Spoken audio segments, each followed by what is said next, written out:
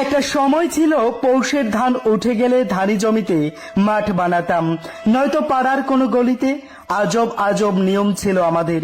Pitch সোজা দাঁড়ালে no ball, আশেপাশে পুকুর থাকলে সেখানে উড়ে গেলে আউট। ব্যাটসম্যান তাদের কেউ একজন আম্পায়ার দাঁড়াবেন। ব্যাট যার সে আগে ব্যাট করবে, টসে জিতলেই ব্যাটিং। সিনিয়ররা আগে ব্যাট করবে, যারা জিতবে তারা পরের ম্যাচে আগে ব্যাটিং। প্রথম বলটা টেস্ট বল। মাঠে কোনো স্থানে ছায়া পড়লে সেটা শীর্ষ নেতার স্থান। যার ব্যাট তার কথা কেউ না শুনলে ব্যাট নিয়ে সোজা বাড়ির দিকে হাঁটা। জুনিয়র প্লেয়াররা শুধু ফিল্ডিং করবে, ব্যাট করবে সিনিয়ররা। যে বল ফাটাবে সেই নতুন বল কিনে আনবে। কিপার চেঞ্জ আম্পায়ারকে না জানালে নো বল।